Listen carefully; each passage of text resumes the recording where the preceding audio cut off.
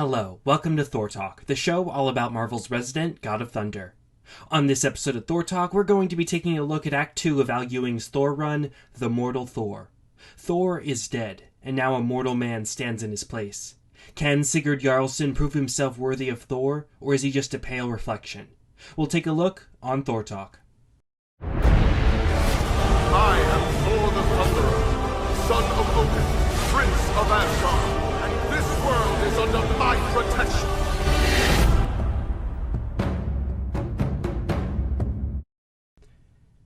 The Mortal Thor was written by Al Ewing with art by Pascal Ferry. So, what is the Mortal Thor exactly?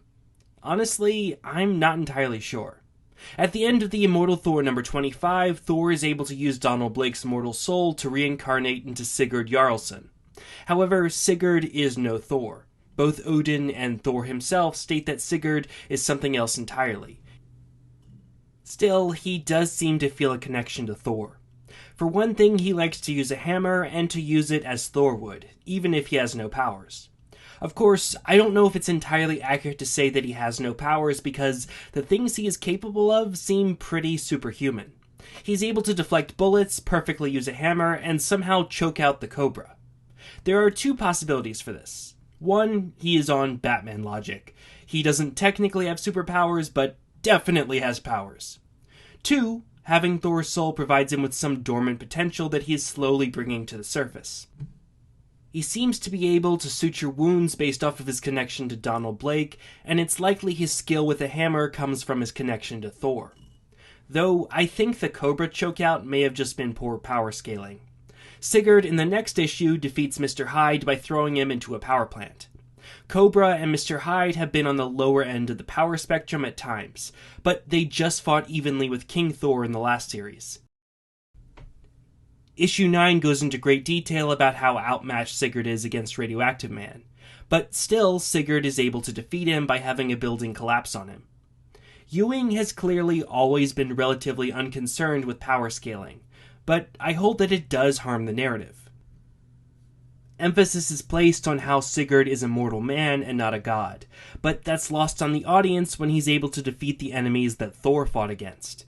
How great of an accomplishment is this meant to be? It's unclear.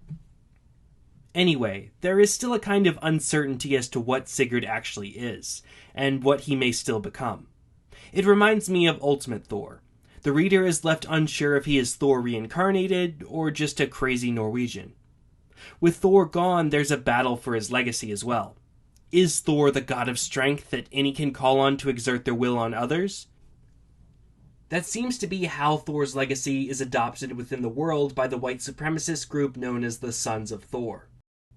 The Sons of Thor see Thor as a symbol of strength, of power, of oppression. Sigurd sees Thor as the divine protector who will do anything to right wrongs. The real goal for Sigurd is not necessarily to defeat Roxxon, but to preserve the literal and figurative soul of Thor. Just like in the Immortal Thor number 3, Al Ewing seems to be drawing on the temptation of Christ in the desert. Though in this case the test is more drawn out and meaningful. Blake wants Sigurd's soul, but it is currently too close to Thor's nature for Blake to be able to possess it. We see early on that Sigurd is a good man who wants to protect the innocent and do the right thing. Blake, meanwhile, prioritizes strength and control over others. It is only by forcing Sigurd to corrupt himself and the soul within him that the soul can be taken and placed back within Blake.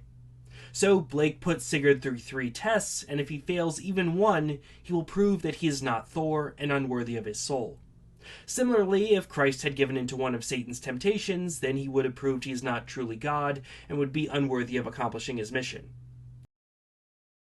While we're on the subject, I think it's worth talking about Blake since it seems like he'll be one of the main villains of this arc.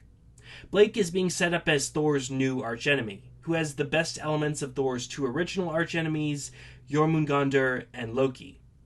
Jormungandr is Thor's original archenemy in the myths, and attempts have been made to repeat this in the comics. The problem is, a giant snake is really too hard for Thor to interact with beyond giant, cool battles. A more humanoid villain is needed. Another attempt was made to fix this with Kull, the serpent and god of fear, but he didn't really have that same connection that Loki had. Loki, meanwhile, has been Thor's archenemy for decades, and he is kind of perfect for that role. Not only does he hate Thor, but he has a special connection with him as his brother. However, as Loki began to change as a character, he became less villainous and closer to an anti-hero. In a somewhat meta moment, Loki literally passes this old role onto Blake so that he can be officially free of it. Blake, in theory, fixes both issues, as he is the Serpent, but is also Thor's brother and god of lies. It is still a bit jarring to see just how far Blake has fallen.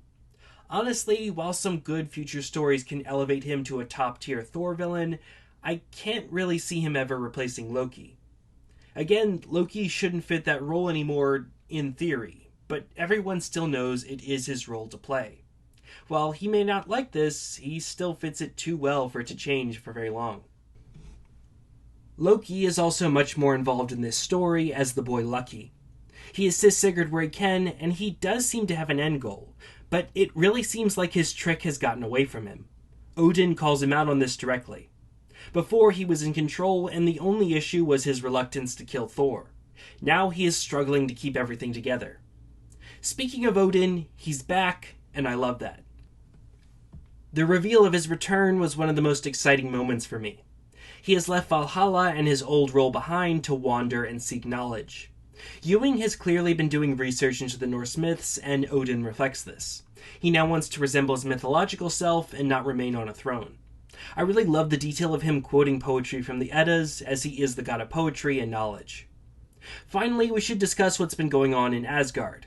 It's not clear if Thor's death has broken the cycle and allowed for change, but Asgard is certainly trying to. Magni has inherited the All-Power and is using his position as king to end old rivalries. He brought the trolls to Asgard to eat at their table. He places a ruler of fire over Jotunheim and a ruler of ice over Muspelheim. Under his rule, the realm seemed to be growing and changing. However, Amora is unwilling to make the same leap forward. She manipulates him into taking the throne and then kills his friend in order to force him to stay on it. Her end goal seems to be power at any cost, even the cost of her own son. Amora is unwilling to change, and she pursues her goals by taking away Magni's ability to choose his own path. If this continues, the new world he was beginning to create will likely crumble. I think this story is in a weird place right now. Thor is dead, but his death has not broken the cycle. Some characters can attempt to change, but clearly Loki's plan is not yet complete. Given that Sigurd is becoming more similar to Thor, I'm guessing the goal for Loki's plan at this stage is a true resurrection for Thor. From there, a more powerful Thor can presumably break the wheel. Overall, my opinion on the series is positive. Ewing is a good writer and he clearly has a plan. The downside of that is, well, I love Thor, and Sigurd isn't completely him yet, so I've got to wait a few more issues before my favorite character truly returns. Still, I think Ewing will make it worth the wait. Well, that's all for this episode of Thor Talk. I know it has been a while. I have been doing things behind the scenes, kind of big future career things. I have a big announcement related to that, which I want to do it properly, so I'll do it later. But I just wanted to get this out because I promised I'd do an Immortal Thor video. So here it is. Again, I like the series. I'm just not at a place where I can cover every single issue, unfortunately. So with that being said, see you next time on Thor Talk, where...